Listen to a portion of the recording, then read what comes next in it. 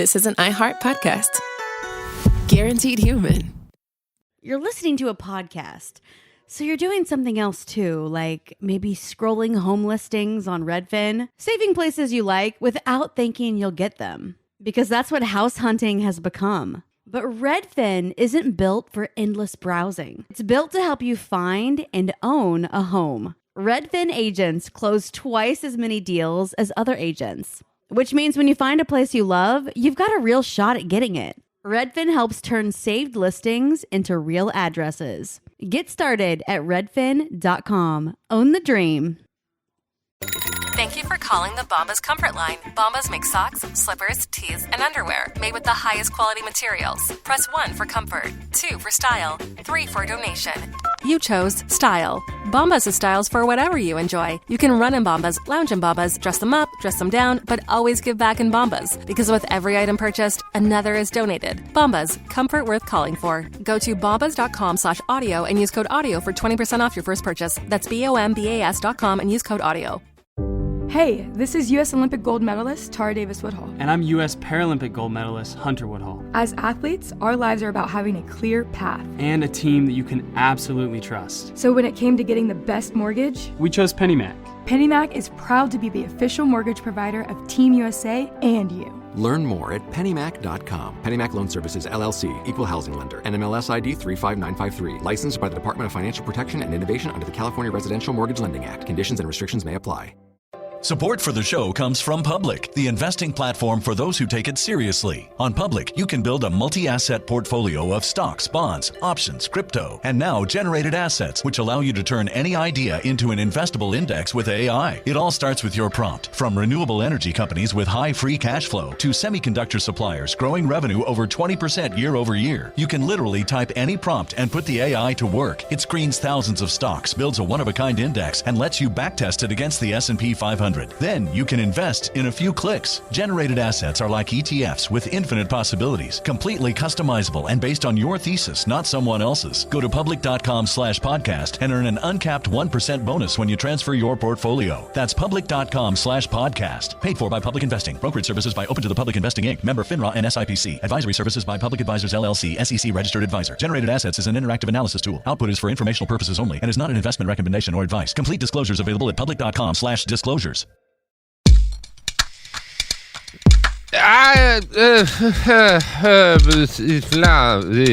Robert Evans, Behind the Bastards podcast. This is introduction. Not very good. I liked it. Thank you, Sophie. Thank you for lying about it being a good introduction. But you know what is good, certainly better than my introduction, is our guest for today, Mr. Andrew T. Fuck yeah, what's up? I'm alive, can't kill me yet. Nope, can't. So you have made it through the Rona so far, Andrew. Yeah. And, I have to say, your hair looks as badly in need of a cut as mine does. Yeah. I can't decide. I'm like debating whether to just shoot the moon and grow it to like donatable lengths. Yeah, or shave my head. I don't know. It's unpleasant. It's at the very unpleasant point of the growth. Like it sticks I hate to the it. Back of my neck. It's fucking disgusting. It's terrible. But we could do, what if we did like a locks of love thing, but instead of for people who need hair, it's for like weird horny people on the internet? Yeah. Oh, yeah. Yeah, we raise money for some charity. I don't know what kind of charity. Like, Bombs Not Food, maybe. Yeah. That sounds like a charity. I mean, it could be like sort of an OnlyFans situation. Yeah. I imagine the recording of either cutting it will be useful to somebody. Yeah, that'll be ASMR for some very weird person. Yeah. And, yeah. So, Andrew. As a general rule, when you and I get together, we talk about a horrific story of colonial genocide. That's right. Which is what our friendship has been based on up until this point. Even before the podcast. That's the fucked up part. Yeah, I would just call you randomly in the middle of the night and be like, have you heard about what they did to Haiti? And I'd be like, nope. Let's hear it. Today we have a story that's horrible, really, really horrible. But it's actually a little bit of a reverso because it's like in part the story of this weird belief system from Europe being adopted honestly by people in a colonized nation and then used to justify horrific misbehavior on behalf of cult leaders. So that's kind of cool. Yeah. Hey. Yeah. Cool. New shit. Yeah. I guess you could call it a type of, I don't know. I don't even know what to call this. It's a real motherfucker of a story, though. This is the tale of John of God. Have you ever heard of John of God? I've heard of neither John nor God. So okay. no John of God. Now, people might be confused. There's an actual, like, Jesus-y guy, like a Catholic person called John of God. I think he's a saint or some shit. This is not that guy. This is a modern spiritual medical grifter, repeatedly endorsed by Oprah Winfrey, who turned out to be a mass rapist and possibly a baby farmer. So that is that's what we're getting into today. You're welcome, Andrew, for booking Fuck. you. Yeah. Thanks for having me. Jesus Christ. Yeah. Yep. It's going to be an interesting tale today. But before we get into John of God's story, we have to go back in history to the mid-1800s and to a man with what I would have to say is one of the most unreasonably cool names I've ever come across in my research. Are you ready for this name? You're not ready for this name. Nobody's ready for this fucking name. Hippolyte Leon Dinizard Reveil. That is a fucking name. Hippolyte Leon Dinizard Reveil. That is a fucking name. Like Reveil is like so. I like going like subtle on the final landing. It's just like we could do it normal. We can do it. I like that. Last name. Fully 50% of his four names sound like Pokemon. I've got a Hippolyte. I've got a Dinizard. It fucking rules. So Hippolyte Leon Dinizard Reveil was a French educator, and he wrote under the markedly less cool pen name Allan Kardec, which I don't understand. If you're Hippolyte Leon Dinizard Reveil, you lean into that shit. Like, this guy did not know what was clickable. Very frustrating. That's wild. Yeah, that's giving us, speaking as a guy who's named after fucking the Godfather guy, like, and like that you don't give up the gift of a name that cool. Very frustrating.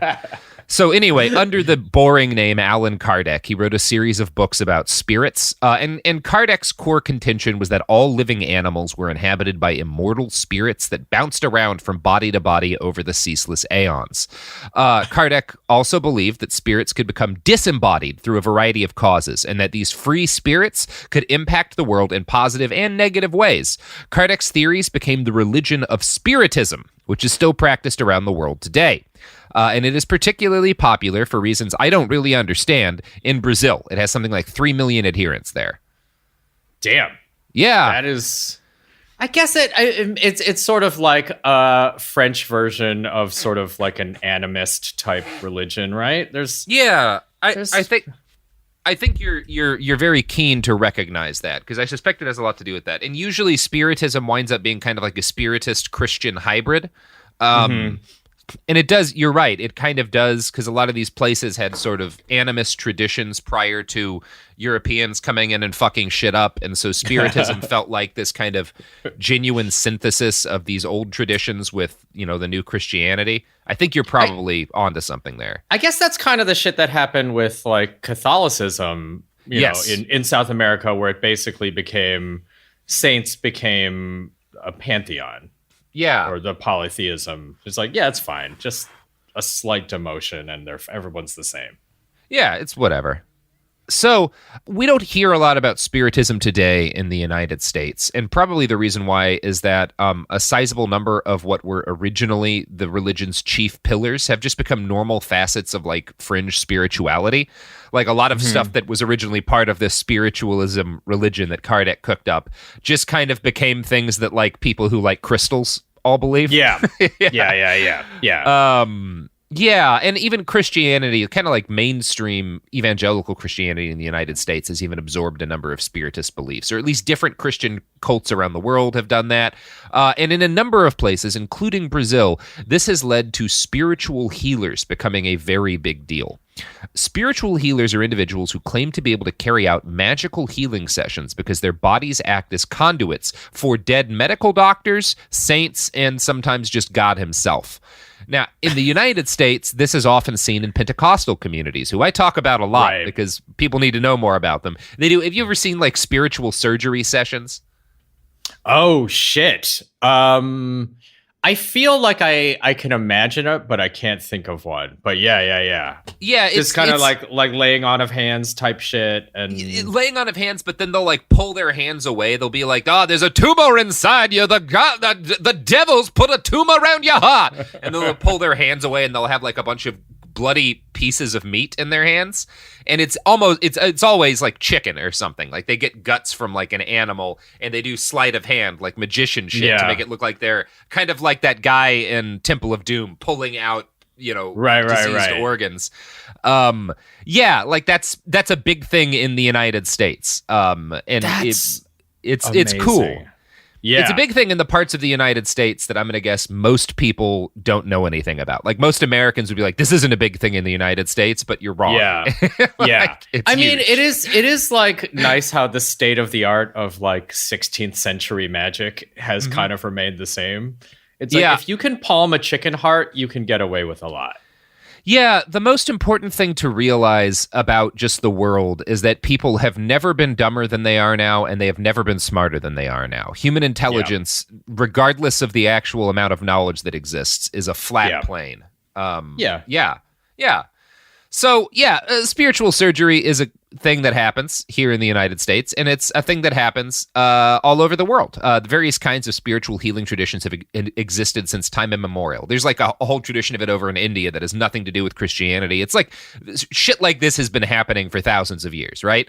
But over in Brazil, a combination of Spiritism and Christianity has created a thoroughly unique tradition of what is generally called psychic surgery. Now, unlike most similar traditions around the world, in Brazil, this psychic surgery often includes real cutting, with surgeons using actual knives on the eyes and bodies of their patients. So that's a cool wrinkle. What?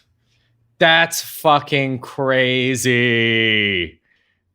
Oh, God. I mean, I guess it's like on some level, it's got to be a little bit similar to like, an alchemy thing where it's like, sometimes the problem is just a little bloodletting is needed or like pressure's building up, and like that will work occasionally. Yeah, and it's kind of like, people who, for like whatever reason, because of like a depressive disorder, cut themselves. Like they tend to feel relief for one reason or another, and it's like because it releases endorphins and stuff. So like you do that in the context of a powerful religious experience, and it can feel really good to people. So. Anyway, the Brazilian to first pioneer this technique was José Pedro de Freitas, or Zé Arrigo. According to his autobiography, an obviously problematic source, he started working at a mine until age 14. In 1950, at age 29, or he started working at a mine at age 14. And in 1950, when he was 29, he began to suffer a series of blinding headaches, followed by hallucinatory trances. This all culminated in his body being taken over by the spirit of a bald German man in a white apron with a massive team of spectral doctors and nurses at his beck and call. So he's got like a whole German surgery team in his head. Jesus Christ. Now, this magical dead German was Dr. Adolf Fritz, a field medic in the German army who died in the trenches in 1918. Which is cool. So it's bizarre that like this Brazilian mine worker would choose like it's got to be a German field medic. But that's what he picks. And I guess we all consider Germans trustworthy. I can't think of anything in history that would make me not trust German doctors. So yeah, that's scans. So, together, Dr. Fritz and Zé Arrigo had a wildly successful 20-year career performing surgery to adoring audiences of as many as 800 followers at one time. Zé Arrigo would go into trances and become so taken with the spirit of Dr. Fritz that he would grab random kitchen knives and use them to cut out tumors and the like from his patients. He became known as the surgeon of the rusty knife, and this was not like a... Nobody was like talking shit at him by calling him this. That's some shit. That's like a prison nickname. The surgeon. Yeah, that is like a prison nickname. Yeah, like if you get like locked up and they're like, oh man, that's the rusty knife surgeon. Like that's the dude you don't want to fuck with. That's like the Butcher Bill motherfucker, right? Yeah. That's incredible. And that was a compliment. Yes, that was a compliment. Yeah, because that's part of the evidence to these people that he's like so clearly holy and sacred is that it doesn't even matter that he's using a rusty knife because, and again, you'll see this throughout the whole episode and all these guys we talk about. Like part of the thing everybody focuses on is that like none of his patients feel any pain, none of them get infections, even though, you know, he's just cutting them with a dirty knife. Like that's how holy this is. Yeah. So that's cool and yeah. You know what? Just cool. Blood of Jesus, that works. It's fine. Yeah. It's antiseptic largely. Yeah, the blood of Jesus is profoundly antiseptic. Yeah, so he prescribed various medications, generally a mix of herbal remedies and complete nonsense. His patients could redeem their prescriptions at a local pharmacy run by his brother. The height of Zé Arrigo's career came when he removed a tumor from a popular senator. He was arrested in 1956 and convicted of practicing medicine without a license, but he was pardoned by the president of Brazil. In 1962, he was arrested and jailed again for the same thing, but the police allowed him to continue healing from his cell. He died wealthy and beloved in 1971 due to an auto accident that his spirits failed to warn him about. So... Yeah. This guy would be like an amazing character in like a Batman video game, I feel like. He feels like real final boss energy. Yeah. But we're just getting started with Zé Arrigo. So Zé Arrigo dies, and in 1990, this guy Rubens Faria, who's a 44-year-old engineer and software salesman, kind of looks back in history 19 years and is like, this guy made a fuckload of money. What if I start claiming to channel the spirit of the same dead German guy? So, next up, Rubens Faria is like, Dr. Fritz is in my head. And he starts like, pretty soon, he's attracting crowds of 1,000 people every day to this giant hangar-style building he buys in Rio de Janeiro. His patients were renowned to feel no pain, even when he cut into them, and they reportedly never got infections from all of his eyeball scraping and body gouging. Christopher Reeves is reported to have visited Mr. Faria for healing. It didn't work. Boom. Too soon, but boom. Yeah, I mean, I'm not making a joke. It clearly didn't do the trick. Yeah, seriously. Damn, dog. I mean, that's a bummer. He seemed like a nice guy, but yeah, this was not the treatment. So, in 1995, Mr. Faria married Rita Costa at age 34. He dumped her a few years later for a 19-year-old friend of his daughter's. Mrs. Costa reported her former husband to the police for non-payment of taxes. The police confronted him during a surgery in Rio and arrested his bodyguard for possession of an illegal weapon. That bodyguard then testified that he'd been secretly helping his boss dispose of the corpses of a number of patients who died as a result of Mr. Faria's hacking on their bodies. So it turned out like a bunch of people were dying and getting infected, and his bodyguard was just throwing them in a hole. I guess I was going to say, like, what does it take to have the confidence to just cut people with a fucking rusty knife? And I guess it is, you just have to break a few eggs to make a magic omelet. I've always said there's nothing builds confidence like having a large, heavily armed man willing to dispose of corpses for you. That really, that's all any of us really needs. That's, I guess that's you for most people that I know. I mean, yeah, I'll do a little bit of corpse disposal. It's like So, a raid on Rubens Faria's compound revealed more than 1,000 boxes of conventional prescription medications, suggesting that the spiritual healer was actually practicing traditional medicine, but just without a license. He was arrested in jail, but while his district police chief agreed that Farias needed to be locked up, he still professed a strong belief in the myth of Dr. Fritz, telling The Guardian, "In my opinion, I think that Dr. Fritz does exist, but that Rubens Faria is doing things that he shouldn't." So I think he's really channeling this German guy, but that doesn't mean he's not committing crimes too. Oh my God. Really That's threading so the needle. Thanks, Doc.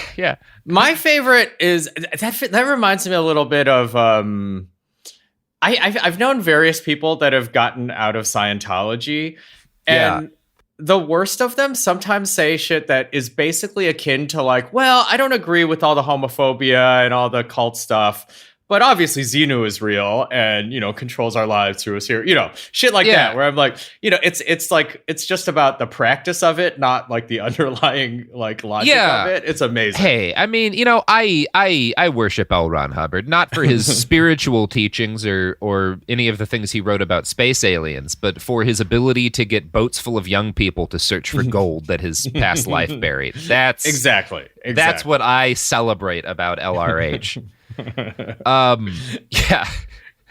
So this all is the background I think that's necessary to understand John of God. So on November 17th, 2010, Oprah magazine writer Susan Casey published an article about her visit to Brazil, where she'd met with the country's new hottest psychic surgeon. Oh boy, João Teixeira de Faria, better known as John of God. This sparked a visit by Oprah herself and an avalanche of uncritical positive stories about how cool this new John of God guy was. For the first time, a Brazilian psychic surgeon attracted mass interest outside of Brazil. But foreigners had been trickling into the country for years before that, and one of them, an American named Heather Cumming, wrote a book about John of God, the man who became her guru. It is a thoroughly uncritical work of puffery from a woman who clearly worships her subject. But it's also our best real source, or our best source on the early life of John of God. So I'm going to start by reading from that. And I'm going to give the caveat that this is all information that a mass rapist cult leader wanted to convey about his early life. So, noted. A little bit of salt here and there. So, João Teixeira de Faria was born on June 24th, 1942, in the poor village of, Cachoeira de Fumaça, in the state of Goiás in central Brazil. His mother, Dona Luca, was a popular member of the community and a dedicated housewife. John of God would later speak highly of his mother, and I have no reason to suspect she wasn't a nice person, other than perhaps the fact that her boy grew up to a mass-raping cult leader. The biography of John of God continues, quote, "In the 1940s and 50s, there were no paved roads or infrastructure in this part of Brazil. The roads connecting the towns were dirt, studded with cattle grids, and wound their way through farms and villages. When construction of paved roads began in the late 1950s, João's mother ran a small hotel and cooked for the road workers to augment the family's meager income. João often says that his mother became famous for her delicious cooking. His father was less successful. He was a tailor and owned a laundry business, but money was not great, and young João and his 4 brothers and 1 sister lived in constant economic anxiety. Young John had to work from an early age, starting as a cloth cutter in his father's shop at age 6.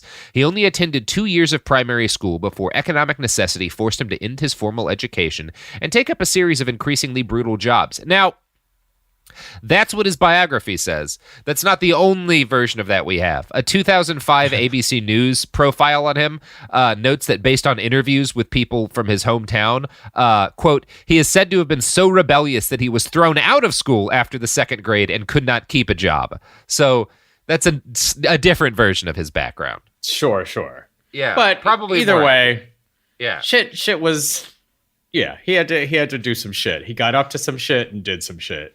Yeah, and at the age of 7. Yeah, and he had basically no school, and he never learns to read or write. That's the important thing here. Yeah, never not a reader. This guy. So His biographers, though, claim that he worked many jobs as a well digger, as a bricklayer, and generally they say that he spent his late childhood and early adolescence in hard manual labor. He never learned to read or write, but he did learn how to play pool, and this provided him with something of an escape from the dreary existence poverty had forced upon him. John's biographer claims that he was a brilliant natural clairvoyant who earned pocket money by actively prophesizing events at the pool hall. Yeah. This is very funny because she notes that, quote, after being given money, he would return to the pool hall. He is an excellent pool player to this day. And I can't prove what I'm going to say next in any way, but my suspicion is that there is a germ of truth to this, but that he's not clairvoyant. John just discovered he had a knack for pool hustling and various forms of cheating that required quick hands and charm. This is a guy who would go up to spend his life doing sleight of hand stuff to giant crowds. The fact that he's a pool hustler as a kid makes total sense. So I think that's what's actually going on here. Is he's like, he learns how to hustle at a pool hall. Well, it's also like the range of predictable items of things that could happen in a pool hall is like finite and like less than 30, I would say. I feel like you could just shoot a lot of shots in the dark and that shit's going to come true eventually pretty quickly. Yeah.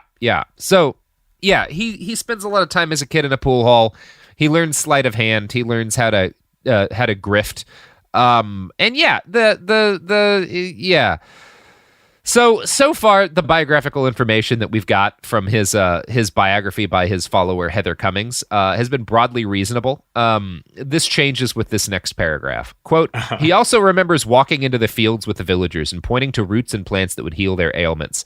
The first recorded occasion of Joao's paranormal abilities took place when he was 9 years old while he was visiting family in the town of Nova Ponte with his mother. It was a beautiful, cloudless day, but Joao had a premonition that a huge storm was coming. He began pointing out houses, including the houses of his brother, and saying that they would be blown down or lose their roofs. He urged his mother to leave before the storm. Although she was not convinced, she humored her son, and they sought refuge in a friend's home nearby. Exactly as he had predicted, the thunderstorm appeared, seemingly out of nowhere, and badly damaged or destroyed about 40 houses in a small town. And depending on where you find this story, he always claims a different number of houses were destroyed. So, I don't know. Yeah. So he predicts a storm. This is his first case of clairvoyance. But despite being clairvoyant and able to read storms in the sky, he found himself still forced to labor in order to get by. At age 16, he moved to his city, Campo Grande, and to try and make a living. He was only successful in fits and starts, and before long, he found himself unemployed and living under a bridge at the edge of town. One day, he headed to the water to bathe, and, John claims, as he approached the water, a beautiful woman called to him and invited him closer.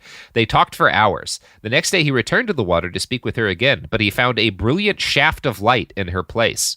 He heard her calling his name, and so he approached. She told him to visit the Spiritist Center in Campo Grande, which he did. So that's his version of events. The spirit meets him, and they talk for hours, and then she sends him to the Spiritist Center in town. So like, hell yeah. Yeah, he arrives and the director of the center like knows his name already and says they've been waiting for him, and then John immediately like collapses. He like passes out, and when he returns to consciousness, there's this huge group of people standing around him, and they tell him that he has incorporated, which is the term they use for when you're taken over by a spirit, the entity King Solomon, and he cured 50 people while possessed by King Solomon. Which I remember King Solomon as the guy who cuts up babies, but I don't know. And as far as like the luck of the draw goes, hey, that's a good get. Good get. Yeah. A name King Bible Solomon. KS. Nice. That's a big one. Yeah. Hey, could have happened to anyone. Amazing. Could have happened to anyone. I mean, I would love to. I don't know. Not King Solomon. Which king would I want to? Henry VIII. Henry VIII. That's a bad. I mean, that's a bad king, but that's a fun king to incorporate. To be. Or King Leopold. I could ride a tricycle. Take some hands. True. Yeah. I guess the old dude from the Bible, he probably got up to some shit. Nebuchadnezzar Methuselah? Or whatever. Methuselah. Oh, Nebuchadnezzar. Yeah. You mean like the Babylonian emperor. Yeah, that's a good one. Right? Those guys got up to some shit. Yeah. Oh man, and it's so much more impressive to take on Nebuchadnezzar. That guy's got a way better name than Solomon. What a lame. Yeah. Yeah. So, obviously this is all lies. The only truth here is probably that John's age 16 is about when John started fooling around with spiritism. Unfortunately, I'm unaware of any serious journalism that exists to actually document what went down with John's early years in the religion. But he claims that the director of the center had to take him aside and explain to him that he'd been chosen by an entity of light known as King Solomon. This director told him to leave and come back at 2 p.m. the next day to keep healing people. Since John was homeless, this guy invited him to stay the night at his house. John claims that this man's humble home and food were unthinkable luxuries for him, given the poverty he'd lived with his entire life. He was given his own room with an electric fan. So that's a big deal. Nice electric fan. It is so weird to think about the band of grifters welcoming in a new, this is in the retelling, welcoming in a new grifter. What the fuck was actually happening? Yeah. And it's so one of those bizarre. things. Yeah. It's convenient that, out in at this period of time, out in the middle of nowhere, Brazil, lifespans aren't enormous. So you're really, if you make it old enough, you could just lie about what happened to you when you were a kid. Because right. Yeah. Right. That makes sense. The earlier most people die, the easier it is to be a grifter. Yes. When everyone I went to high school with is dead, I'm going to have some stories I start telling. I'll tell you that much. Yeah. No corroboration. Oh, I was healing the shit out of people in 11th grade. You want to take a ad, buddy? Yep. You know who else was healing a lot of people when I was in the 11th grade? Now I'd like to introduce you to Meaningful Beauty, the famed skincare brand created by iconic supermodel Cindy Crawford. It's her secret to absolutely gorgeous skin. Meaningful Beauty makes powerful and effective skincare simple, and it's loved by millions of women. It's formulated for all ages and all skin tones and types, and it's designed to work as a complete skincare system, leaving your skin feeling soft, smooth, and nourished. I recommend starting with Cindy's full regimen, which contains all 5 of her best-selling products, including the amazing youth-activating melon serum. This next-generation serum has the power of melon leaf stem cell technology. It's melon leaf stem cells encapsulated for freshness and released onto the skin to support a visible reduction in the appearance of wrinkles. With thousands of glowing 5-star reviews, why not give it a try? Subscribe today and you can get the amazing Meaningful Beauty system for just $49.95. That includes our introductory 5-piece system, free gifts, free shipping, and a 60-day money-back guarantee. All of that available at meaningfulbeauty.com.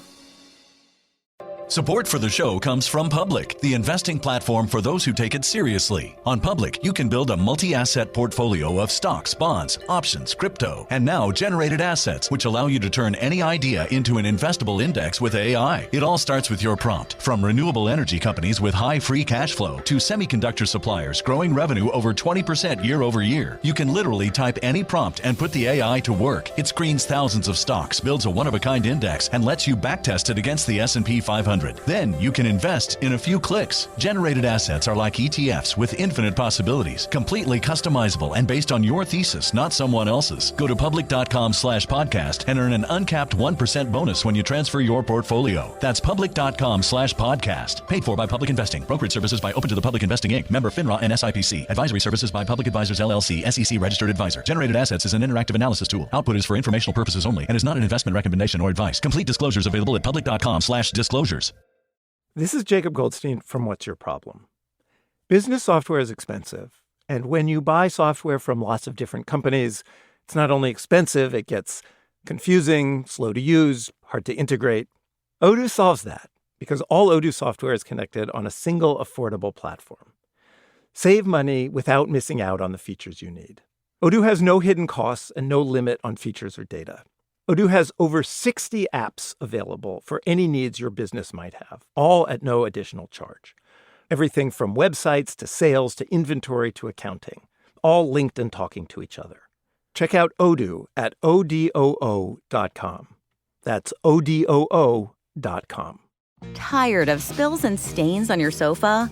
Wash away your worries with Anabay. Anabay is the only machine-washable sofa inside and out, where designer quality meets budget-friendly prices. That's right, sofas start at just $699. Enjoy a no-risk experience with pet-friendly, stain-resistant, and changeable slip covers made with performance fabric. Experience cloud-like comfort with high-resilience foam that's hypoallergenic and never needs fluffing. The sturdy steel frame ensures longevity, and the modular pieces can be rearranged anytime. Shop WashableSofas.com for up to 60% off site-wide, backed by a 30-day satisfaction guarantee. If you're not absolutely in love, send it back for a full refund. No return shipping or restocking fees. Every penny back. Upgrade now at WashableSofas.com. Offers are subject to change, and certain restrictions may apply. Okay, so now let's talk about products. Nope, we did that. Now we're back. Okay, so John of God, he meets this Spiritist church, and they tell him that King Solomon's taken over his brain, and he's like, that's good and normal. And yeah, so he winds up staying the night with like the leader of the center. And he tries to explain to him that he's not a practicing medium and he doesn't know anything about medicine and he doesn't understand how he was healing all these people. He was actually terrified because he didn't know like he was expected to come back the next day and he didn't know how to do what was expected of him.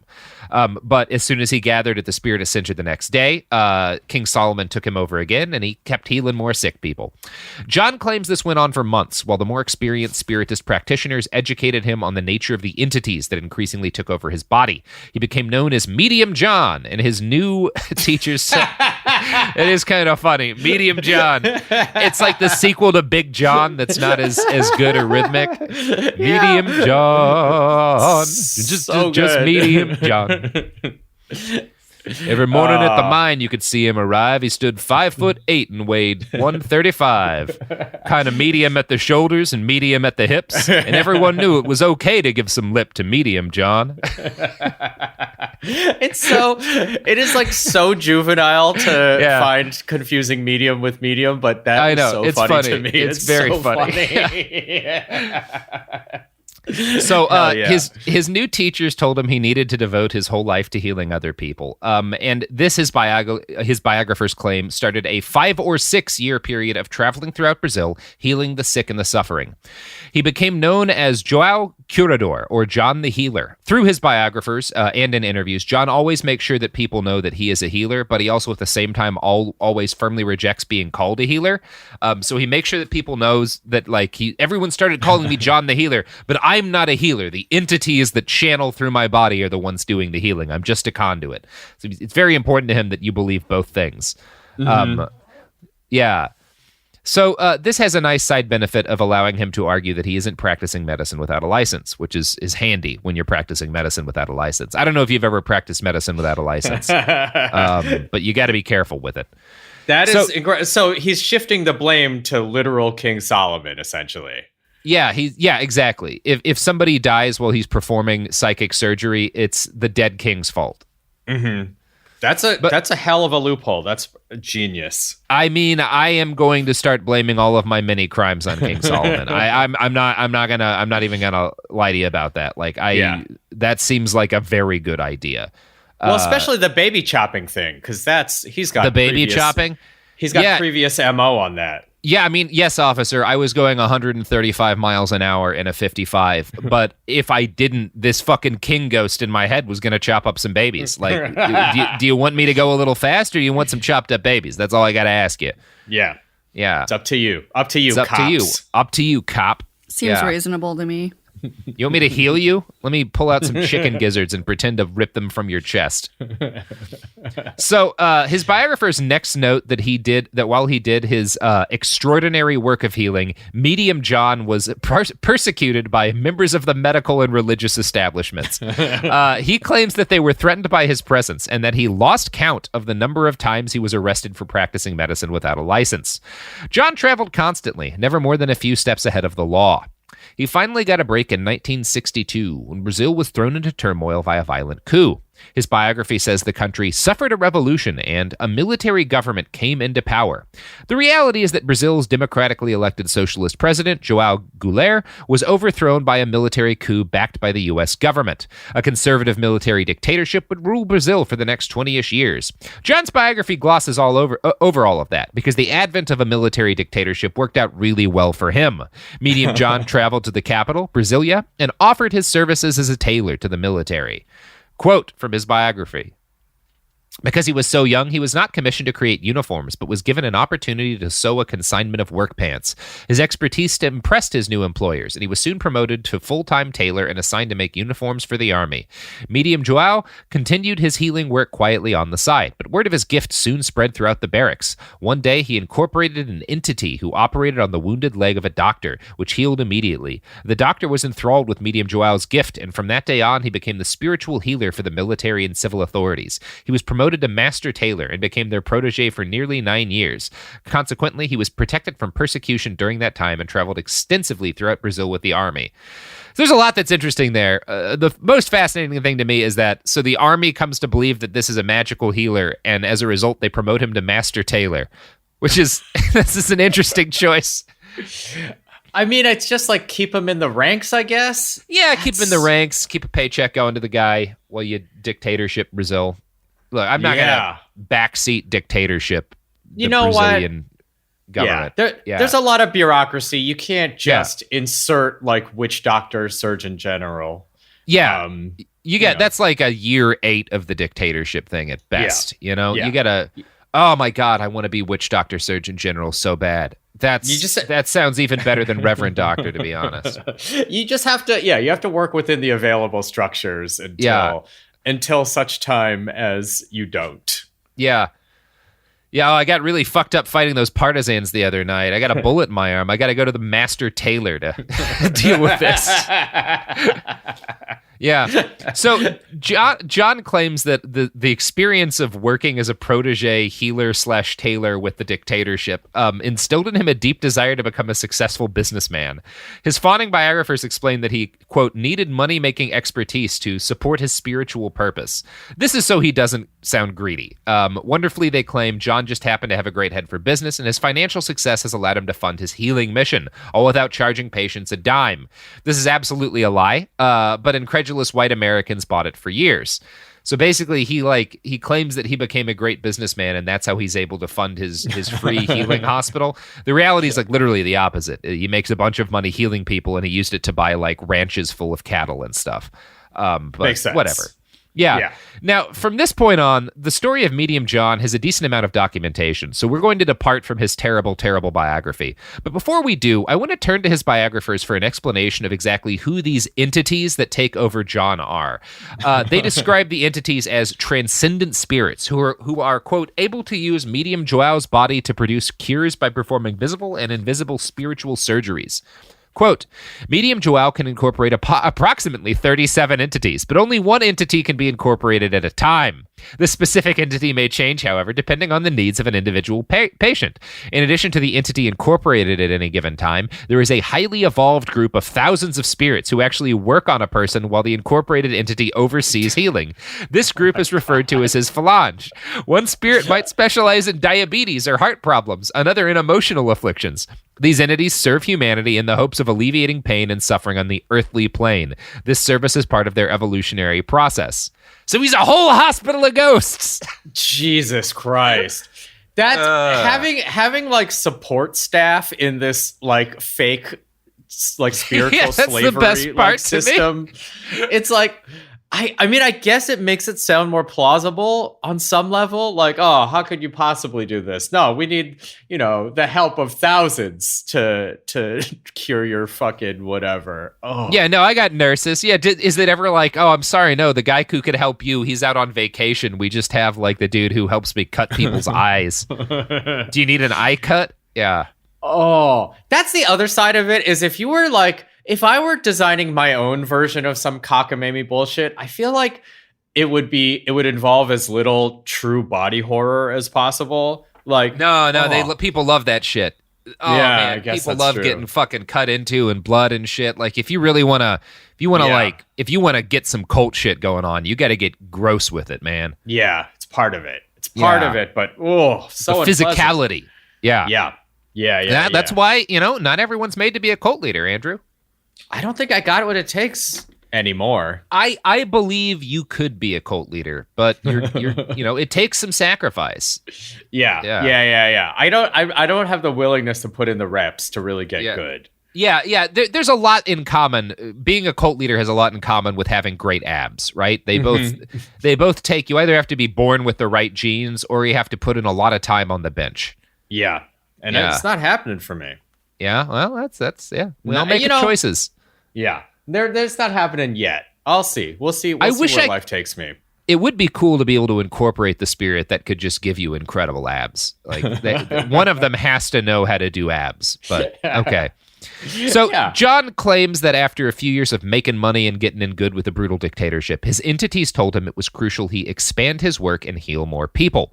He wound up being guided to the town of Abadiania in Goiás. He first arrived there in 1978 and began his practice by sitting in a chair outside in the middle of the main road and greeting travelers who showed signs of illnesses. Through him, the entities would heal these people, and over time, the numbers increased from dozens to hundreds to thousands per day. John's incredible healings eventually earned him the loyalty of a mysterious benefactor who purchased him a plot of land and paid to build a healing center, Casa de Dom Ignacio de Loyola. This spiritual hospital, as his followers would come to describe it, eventually received more than 10,000 visitors per month. Since Abadiania has only about 19,000 residents, the huge streams of sick and dying people represented a big infusion into the local economy. So, like, half the population of the city is coming in every week just to see this guy. Yeah. I guess you need, like, desperation tourism sometimes, but Jesus Christ, that is actually Jesus Christ's business model also. So, you know what? Maybe it's just a good one. Yeah, if Jesus Christ had benefited from, like, roadside billboards, I don't think they ever would have gotten to kill him. He would have made too much money, but tragic. Yeah, render unto Caesar about 38% and you're fine. Yeah, honestly, yeah. So, this was often glossed over by the positive coverage of John of God, but the extent to which he became an industry for the people who lived around him can't be exaggerated. I'm going to quote now from an O Magazine profile by Susan Casey, just a terrible article from 2010 that nonetheless revealed some important details about the economic impact of this guru on the small town of Abadiania. Quote, several businesses had displays of white clothing. The casa requests that only white be worn. This makes it easier, apparently, for a person's aura to be seen. There were a number of vividly painted small hotels, lined up side by side, lilac purple, canary yellow, lime green. One of them, a coral-colored one-story building, opened up to the street, and inside I could see a John of God video playing on a large screen. An audience of about 20 people sat in straight-back chairs and watched him cut into a man's chest with what looked like a rusty paring knife. The man's eyes were closed, and he was peaceful and still as rivulets of blood ran down his white shirt. Oh. Yeah, that's awesome. That sounds like the kind of charming small Brazilian town I want to vacation in.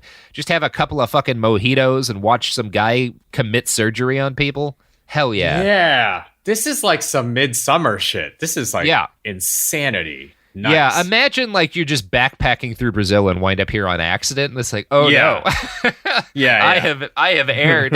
I did not want to be here. Yeah. Holy shit. So John established a cattle ranch nearby, and by the early 2000s, he was known to spend most of his week there, running his various businesses. He was able to do this because, increasingly throughout the 90s and early 2000s, a string of foreigners, generally American women, moved in and dedicated themselves to helping his mission. This includes the Americans who wrote his biography. John of God's practice involved a series of mass meetings where sick folks would basically fill up rooms and wait to be seen by the medium. He'd consult with his entities and then diagnose their problem. I'm going to quote now from a write-up in the Montreal Gazette. Quote, once the diagnosis has been made, the healing procedure begins. It may be visible or invisible spiritual surgery. If the patient chooses invisible, they are directed to a room to meditate while the spirits do their work. Visible surgery can involve sticking a surgical clamp up the patient's nose. It looks very impressive, but it is nothing but an old carny trick, usually performed with a long nail and a hammer. Any anatomical text will reveal that there is a roughly 4-inch long passage up the nasal cavity that is quite ready to accommodate a foreign object without any harm. John maintains that that's a good trick. Yeah, he's doing the nails up the nose thing, but he's calling it brain surgery. Classic. Yeah, classic. John maintains that the success of his treatment hinges on the patient abstaining from drinking alcohol, eating pork, and having sex for 40 days after the treatment. This can provide for a convenient out in case no miracle occurs. Patients can be healed even if they are unable to travel to Brazil. All that is needed is a surrogate willing to undergo the spiritual surgery. So that's awesome. That's a good grift. Oh, God. Yeah. Oh, well, I mean, I guess it's like, if you're going to be a main grifter, at least bring up your little grifty town around you. Yeah, I guess. Yeah. I mean, that's obviously the safest thing, right? Because then they'll have a vested financial interest in protecting you. Yeah. I guess that is what a cult is. Yeah, that's basic. I mean, yeah, more. I mean, this is a little more complicated than just a cult, because there's a cult, but then there's also the town who, like, probably a lot of the townsfolk knew that this was bullshit, but they also know there's a fuckload of money in this shit. Yeah. Make everyone invested in you, and one way or the other, you got leverage forever. It's essentially the same way that, like, the pot industry works in large amounts of the United States, or any illegal drug business works, where it's like, well, this is where the money is here, so nobody's gonna start shit. Yeah, don't snitch. This is the fucking Godfather. Don't snitch. Town. This is good for all of us. Yeah. That's kind of what's going on here. Except for instead of good, honest marijuana, it's a guy cutting people's faces and shoving things up their noses, and he actually hates marijuana. He was famous for saying that, like, if you smoked pot, you had to, like, detox for a whole year before he could heal you. The entities don't like weed. Yeah, that's. Can't be true, but fair enough. Entities. Yeah, if there are ghostly entities flying around, there's no way those ghostly entities don't like some fucking dank. Like, come on. Yeah. They love weed. So that last write-up I read you from the Montreal Gazette was obviously written by a credible journalist who was very critical of John of God. But I want to read another example, another person writing about what his healing sessions look like, who actually, like, believed in him and was a member of his cult. So here's his biographer, Heather Cummings, recalling one of his healing sessions. Quote, "The entity, Dr. Jose Valdivino, called for his," and that's the guy he's channeling, is this Dr. Jose Valdivino, "called for his instruments again. I opened the special drawer and carefully removed the tray and took the instrument tray to him. He chose a paring knife, a regular kitchen serrated edged knife. He passed his hand over the man's eye and told him to relax. He opened the eye wide and pressed down hard and scraped. 'See, here it is,' he said, as he wiped the knife on the man's shirt. I could see a minute dark sliver. I know beyond a doubt after seeing so many of these operations that the sliver was not a topical foreign object being removed, but rather something from deep inside that only the entities can see. The entity looks into the eye as a representation of the whole body system, not limited to the physical eye. I understand this as a symbolic removal on the physical level, but originating from many levels and involving many different organs. The son is healed. You can take him to the infirmary," he said, as he wrote the post-op prescription. So that's cool. Holy shit. That's an awesome gig, man. That is, I mean, I don't wear contacts because I can't touch my eye, I think. Like, I'll heal you, man. Yeah. Come over to my house. I'll whip out a big old rusty machete and I'll carve the ghosts out of your eye, man. It's fine. This is where I'm taking Machetison next.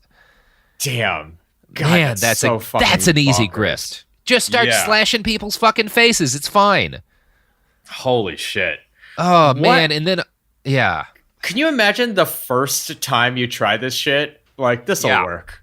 There's a lot of blind people who are like, before he learned how to scrape people's eyes without blinding them, like there's like a whole village full of his first draft healings. Yeah. Jesus Christ. I guess some of those people are dead, huh? Yeah, I mean, the good thing is, if you're actually, like, if you're doing this kind of grift, I think you definitely want to start out only trying to heal people with serious terminal illnesses like cancer, because then once you fuck up, they're not around very long, right?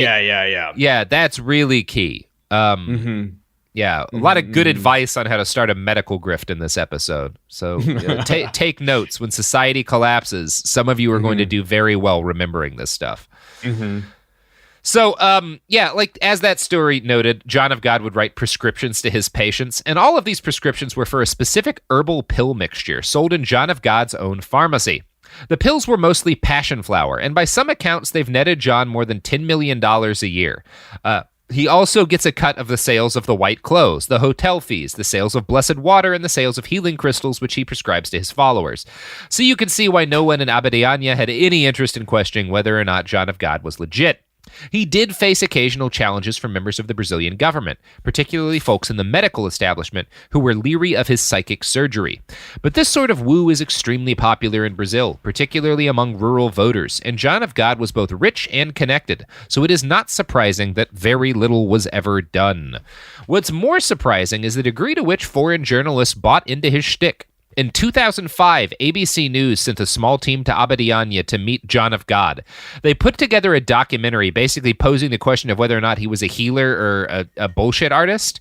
And they kind of landed on healer. Like ABC News did a pretty shitty job of journalism here. And I'm going to quote from this write-up in the Montreal Gazette. Quote, in an attempt to provide a critical view of John's antics, the producers invited two experts, cardiac surgeon Mehmet Oz and James Randi, the world's leading investigator of paranormal phenomena. Oz was probably chosen because he was a proponent of various alternative therapies, such as therapeutic touch and reflexology, and would be likely to be somewhat sympathetic to faith healing and perhaps add an air of legitimacy. Randi was invited as the token skeptic. Oz appeared repeatedly in the hour-long show, basically echoing the refrain that science doesn't have all the answers and all other forms of healing need consideration. Science, of course, doesn't claim to have all the answers, but it does look for evidence before jumping on a bandwagon. Randi, who could have provided evidence for methods of trickery and for psychological manipulation, was given a total of 19 seconds on the show after being interviewed for hours. Why? Because the possibility that cancer can be healed by penetrating the nose with surgical forceps by a healer chosen by God makes for better television than declaring him to be a self-delusional simpleton or a calculating fraud artist. So, I mean, now, this has to also be like something like the underlying, like, you know, faith in Christianity. Like, you know, it's like, oh, you gotta, you know, can't question religion, takes you all the way to, well, this could be real. This clearly fake shit could be real. It's got to be real. What else could it be? It's wild, man. And Dr. Oz is a big part of justifying this guy. Like, you can't overstate how much Dr. Oz played a role in giving this guy legitimacy. Yeah. Because his job, for his whole career, pretty much, has been to be a real doctor who will get up and say that nonsense makes sense, that nonsense medical treatments are good for you. I mean, I think it's, like, critical to point out that, like, physicians are not fucking scientists. Like, you can be a doctor. Ben Carson believes in fucking... you know, doesn't believe in evolution. Like, doctors are just like high stakes technicians. Yeah, and engineers are regularly engineers and doctors actually are not irregularly, like, part of like terrorist moves. Like Al-Qaeda had a bunch of engineers and doctors in it because you know, if you've got that kind of intelligence, like Ben Carson is a great brain surgeon and is also able to convince himself that the world is 6,000 years old. Like the kind of brains that these people have don't, you know, there's a lot of very smart doctors obviously too, but you can be a doctor and very dumb. And you can be but I don't think Dr. Oz is dumb. I actually don't think I think Dr. Oz is a very intelligent grifter who's made millions of dollars causing untold harm to the world and to our shared understanding of science. God, I hope a Dr. Oz ad comes on during this episode. He's a piece of shit and a monster. God, I hope an ad for Dr. Oz comes on right now. Yeah. I think it's just like worth pointing out that the TEM in STEM, none of those things are indicative of actual knowledge necessarily. No, and this is part of why, like, this is people talk about, like, you know, conservatives in particular, like, talk a lot of shit about the liberal arts and like philosophy and all this stuff, and it's like, no.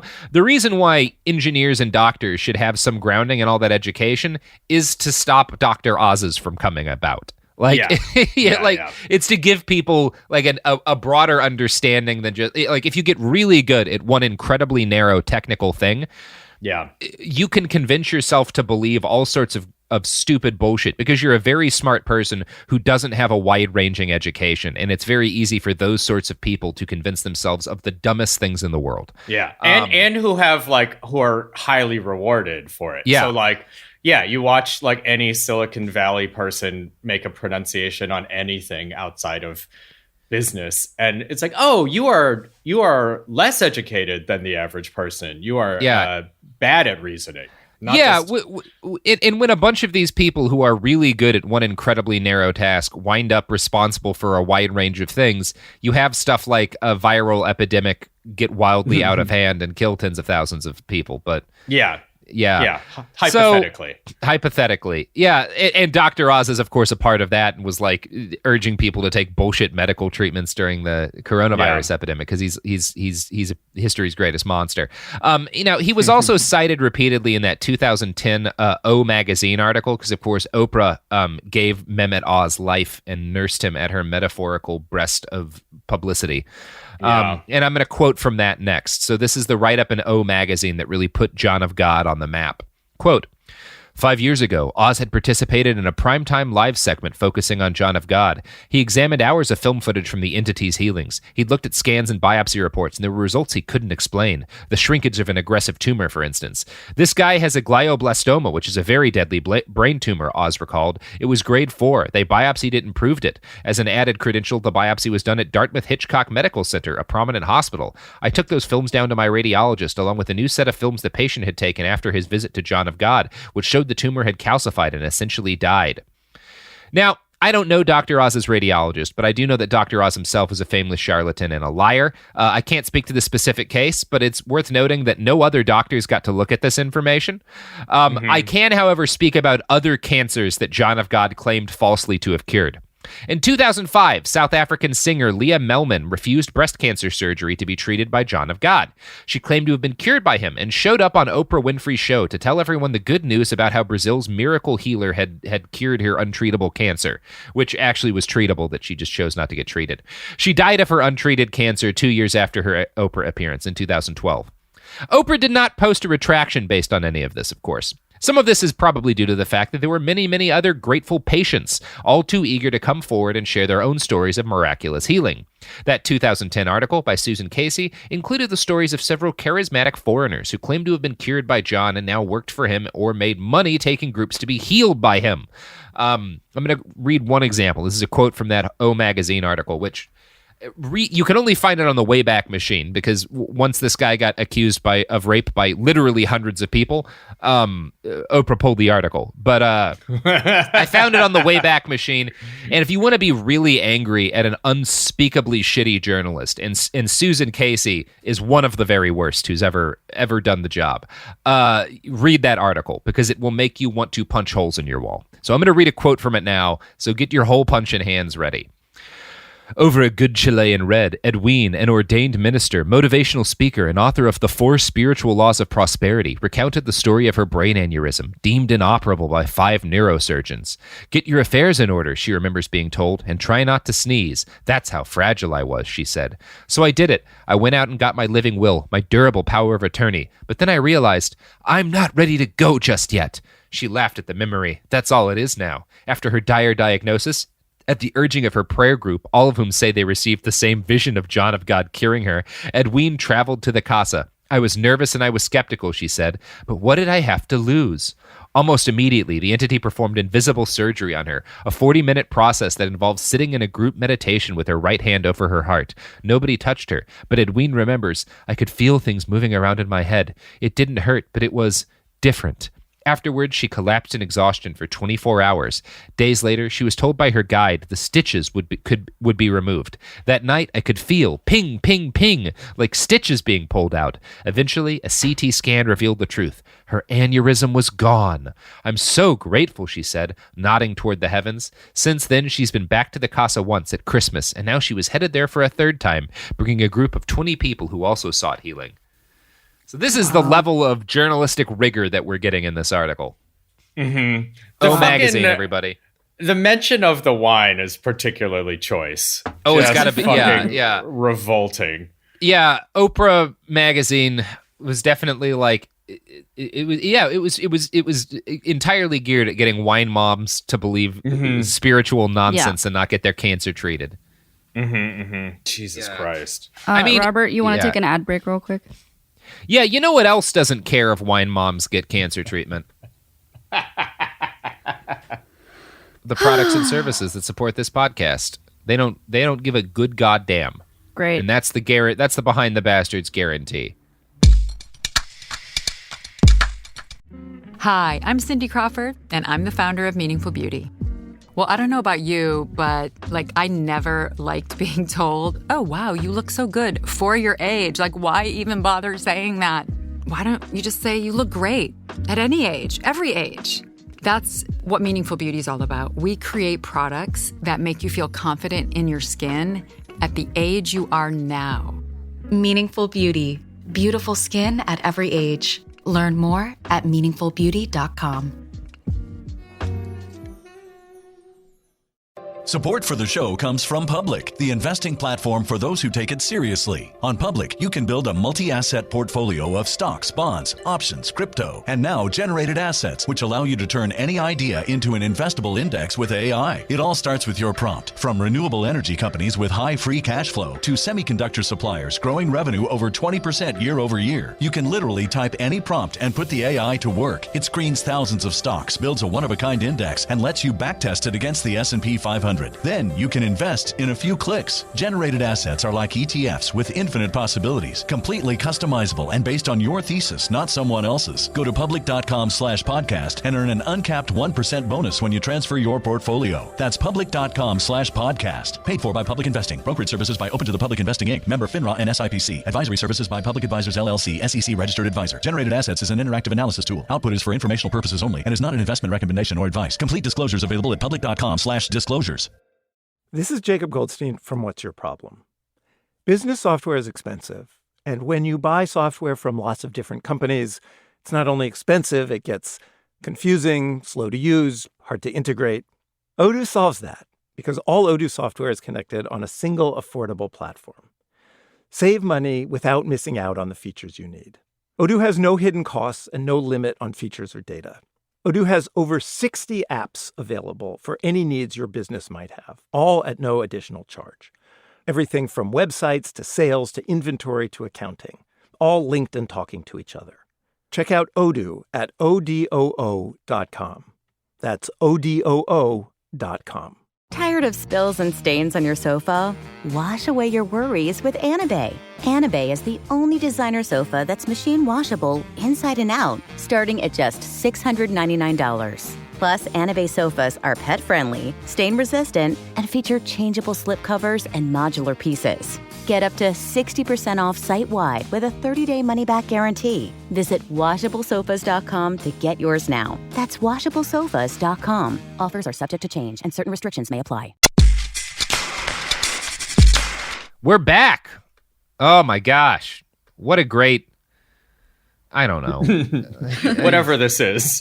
What a great, John of God story. John of God is a monster and a rapist, and we will only hear more about the horrible things that he's done.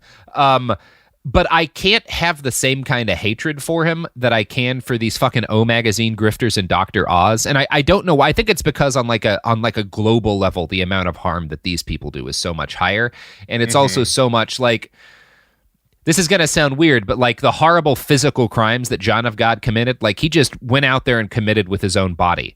And there's a level of like commitment to evil that's necessary. Whereas Dr. Oz and Oprah just like sit in front of a camera and say bullshit that harms so many more people, while at the same time, they're perfectly friendly and nice people. And so like nobody hates them and they never go to prison. And like, I'm not going to say they're worse than a rapist, but yeah, in a way, they do more damage on a broad scale, right? Like, it's not good. Well, it's like sort of like it's like whatever the PR version of money laundering is. They clean it. They're the cleaners. Yeah, exactly. Yeah, that's exactly right. They're like money launderers for like dangerous bullshit that gets people killed and molested and stuff.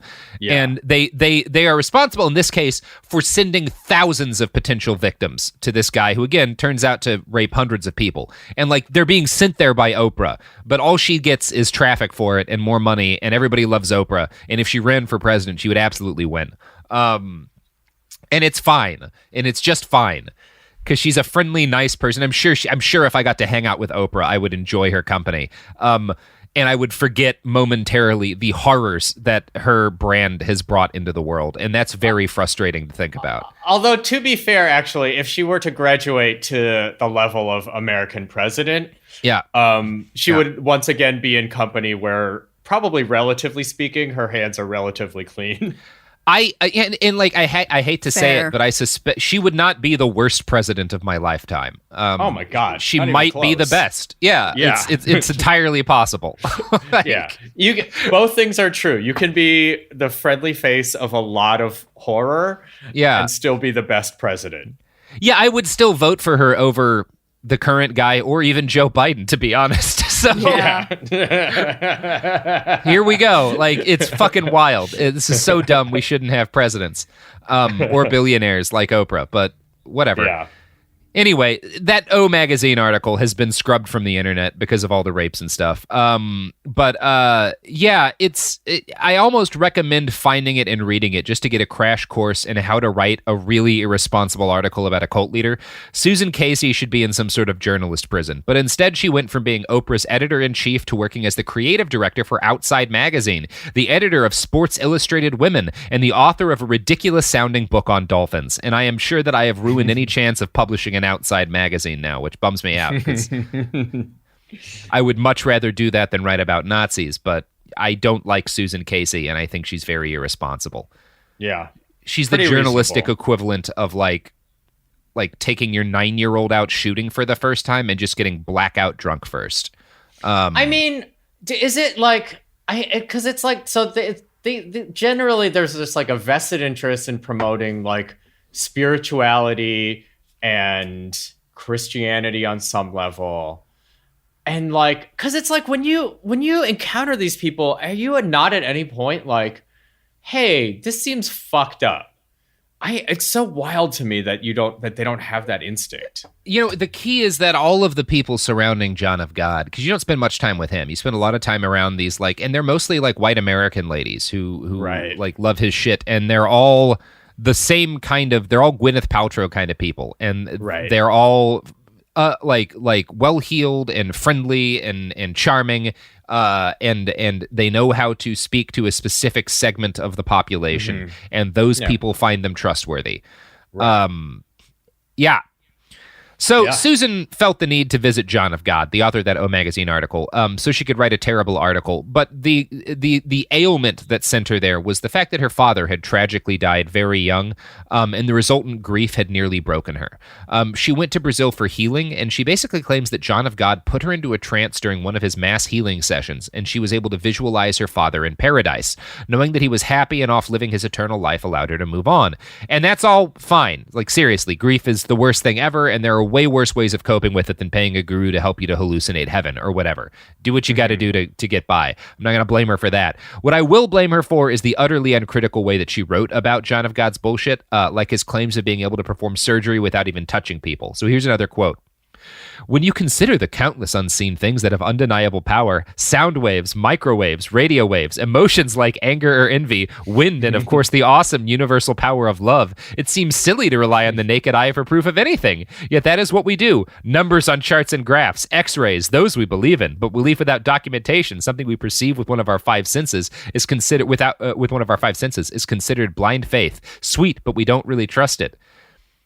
So she's saying that like it's silly to believe in radio waves, but not the power of ghosts to heal people's cancer.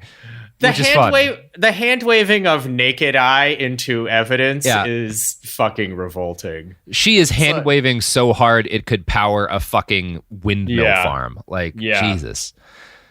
So she actually makes the argument in that article that it's unreasonable for us to reject the reality of John of God's powers just because there's no proof behind them. This is reinforced by something she writes about her arrival in the hotel at Abadiania. Quote, as I hoisted my luggage up to the second floor, a small sign of the wall caught my attention. Don't believe everything you think, it advised. Which is, that's kind of gaslighting, right? Like, it's like gaslighting via decoration. That is what abusers say. That's fucking insane. Yeah. Holy shit. In this same uncredulous way, she writes about the entities that John of God channels. Quote, if you spend time at Abadiania, you will hear the phrase the entities over and over again, sometimes plural and sometimes singular, and you will come to use it yourself as if it were a completely ordinary thing to say. What it actually means, however, is so extraordinary that it defies our sense of what is logical or even possible in this world. The healing entities who work through John of God are the spirits of deceased doctors, surgeons, masters, and saints. Heather's website explains matter-of-factly. They use Medium Joao's body, channeling their power through him. Sometimes the spirits show up anonymously, but there are several who make regular appearances. They include Dr. Augusto de Almeida, a surgeon and army man with a serious and efficient manner, Dr. Oswaldo Cruz, whose specialties were infectious diseases and bacteriology, St. Francis Xavier, co-founder of the Jesuit order, along with Casa's patron, St. Ignatius of Loyola, a priest and nobleman from the 16th century. Despite the presence of saints, Medium Joao, born a Catholic, makes it clear that the Casa is not a church, but rather a spiritual hospital. My mission has nothing to do with religion, he says. So, have these guys ever been like sued by the estates of these? This feels a little bit like Mormons, like baptizing people in post-mortem. Most of the poor people who come to John of God are too poor to sue if their serious diseases don't get cured, and most of the rich people aren't actually coming there for serious diseases. They're coming there for things like Susan has, where like they're sad, you know? Yeah, that's a lot of these patients. Sorry, I meant the estates of these spirits of the people. Man, yeah, that would be fun to try to sue someone for that. I don't know that there's any legal precedent. I think it's really funny that you're like talking about like, okay, well, we've got this infectious disease doctor, but actually he's calling it a second opinion from the 16th century nobleman. Yeah, exactly. It's like, hey, my grandpa, you know, admittedly, my Nazi grandpa probably wouldn't have supported this, I guess is not the best court case, but yeah. You know. Yeah. Oh, boy. Susan goes on to write, quote, at the Casa, skeptics are as welcome as believers. I had already noticed that skeptics didn't tend to stay that way. Many harumphing empirical scientists had become impassioned John of God advocates after visiting and witnessing him in action. She doesn't go on to quote any of these scientists or give any evidence of this. She just like says it because this is, again, a perfect piece of journalism. At one point, Susan attends a healing and says that John of God called for doctors in the audience to come forward. In her recitation of events, these learned men were all bowled over by John's inexplicable healing abilities. As far as I can tell, Susan took no action to determine if any of these men were actual doctors. A real journalist, Michael Usher, did report critically on John of God in 2014 for 60 Minutes, and I want to compare how she and Michael both wrote about the medium's eye-scraping surgery. Quote, from my vantage point, only 10, and this is Susan, from my vantage point only 10 feet away, the change in his body and demeanor was easily visible. Now his eyes were more intense, and they flashed noticeably darker. His gait became stiffer, his movements more deliberate. He turned to the three women standing against the wall, took the one closest to him by the hand, and gently sat her in a wheelchair. Her eyes fluttered wide as she meditated. Reaching to the tray, he selected a short knife with a wooden handle, a cheap-looking type that you might use to pare an apple, and he held it up to the room, making sure that everyone saw its sharp blade. He tipped her head backward, running his hand across her face, and he opened her left eye, holding the eyelid wide. Then he began to scrape the knife across her eyeball, back and forth with visible pressure. Unbelievably, the woman sat absolutely still, without flinching or recoiling. I had a hard time watching this, believing as I do that the words knife and eyeball should never appear in the same sentence. After what seemed like an eternity devoid of trauma, he put down the knife. The orderly took the wheelchair and steered it into the infirmary. As she had the entire time, the woman appeared to be napping. How on earth could a knife crush her eyeball and not hurt? Later, I would interview another recipient of this treatment, Connie Price, 62, from Jackson, Michigan. There was no pain whatsoever, she said, of the 5-minute scraping. I could feel the energy coming through him. I remember the heat pouring through that man's body. Price found the treatment beneficial. I can see a lot better now. So you'll notice the only evidence of efficacy of healing is they didn't look to be in pain when this guy was rubbing a knife on their eye. And they said, one of them said afterwards, I can see better now. There's no, again, that's not evidence. That's an anecdote.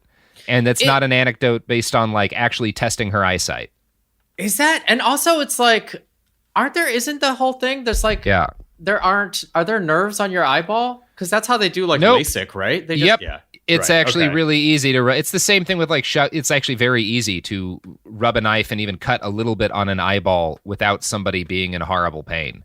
Right. And, you know, even when you actually are cutting into people's chest, like, it's easy for people to not feel pain. Like, again, people who, like, there are people who, like, do cutting and stuff, or who will, like I have friends who, like, will suspend themselves from the fucking things in the roof of a building with, like, hooks in their back. And, like, it feels good to them. Like, there's, like, a release of endorphins. Like, there's pain, too, but, like, they're not, like, screaming in agony the whole time, even though you would think they would be.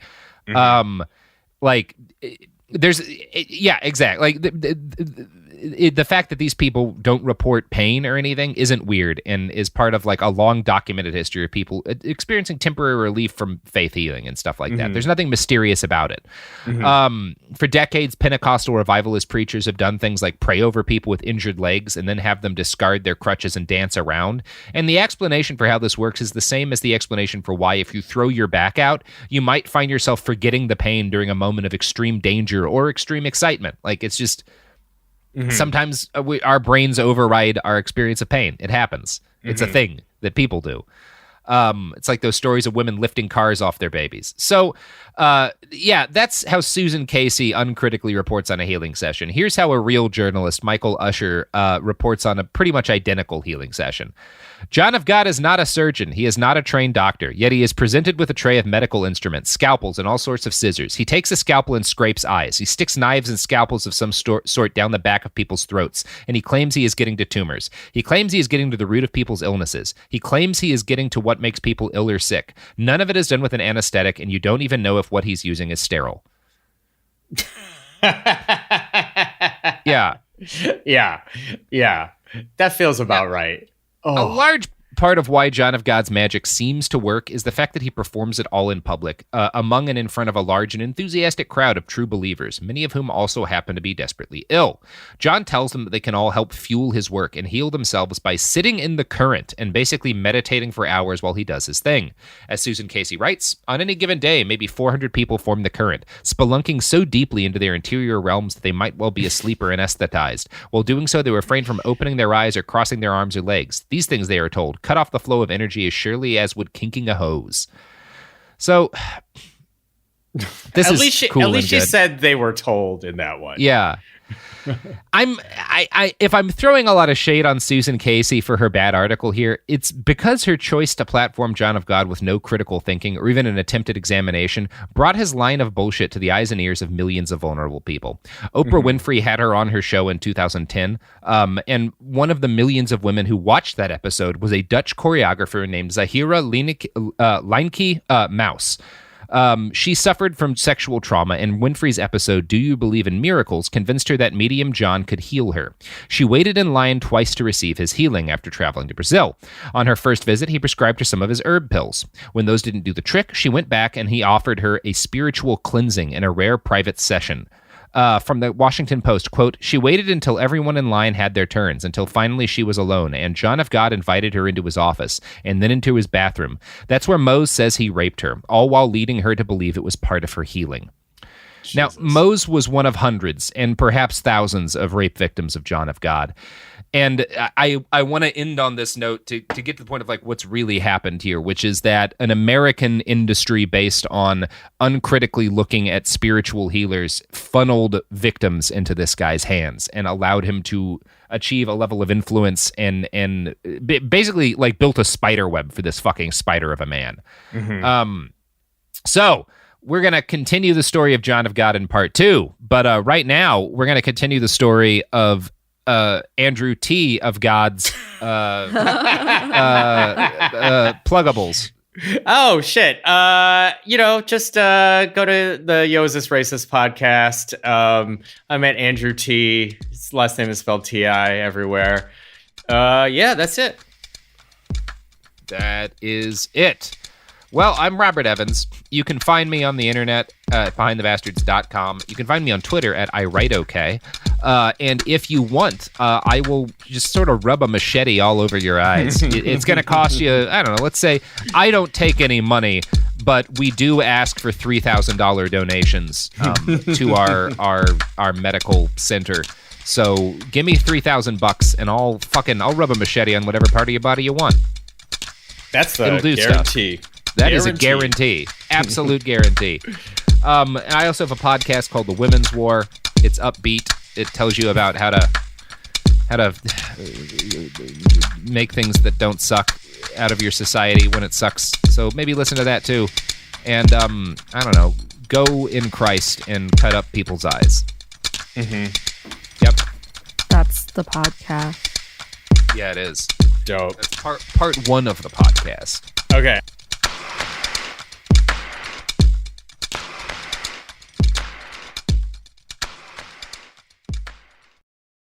A BetterHelp ad. We get it. February is full of flowers, candy, and, of course, lots of talk about relationships. It can feel like everyone else has it all together in their love lives. But the truth is, we're all still figuring it out. Whether you're working on your marriage, navigating the dating apps, or prioritizing staying single, no matter where you are, you're right on time. Therapy can help you find your way and take some of the pressure off yourself so you can determine what you want, what feels heavy, and how you can feel lighter. Just a little bit of outside perspective from a professional can lead to new understanding and a lot of progress. So the next time you're feeling iffy about your love life, try therapy with BetterHelp and see where it takes you. And remember, you're right on time. Visit BetterHelp.com for 10% off. That's BetterHelp.com. This is Jacob Goldstein from What's Your Problem? When you buy business software from lots of vendors, the costs add up and it gets complicated and confusing. Odoo solves this. It's a single company that sells a suite of enterprise apps that handles everything from accounting to inventory to sales. Odoo is all connected on a single platform in a simple and affordable way. You can save money without missing out on the features you need. Check out Odoo at odoo.com. That's odoo.com. Tired of spills and stains on your sofa? Wash away your worries with Anabay. Anabay is the only machine washable sofa inside and out, where designer quality meets budget-friendly prices. That's right, sofas start at just $699. Enjoy a no-risk experience with pet-friendly, stain-resistant, and changeable slip covers made with performance fabric. Experience cloud-like comfort with high-resilience foam that's hypoallergenic and never needs fluffing. The sturdy steel frame ensures longevity, and the modular pieces can be rearranged anytime. Shop WashableSofas.com for up to 60% off site-wide, backed by a 30-day satisfaction guarantee. If you're not absolutely in love, send it back for a full refund. No return shipping or restocking fees. Every penny back. Upgrade now at WashableSofas.com. Offers are subject to change, and certain restrictions may apply. Pro drivers live for race day, but for small business owners, every day is race day. That's why going pro with Lenovo Pro matters.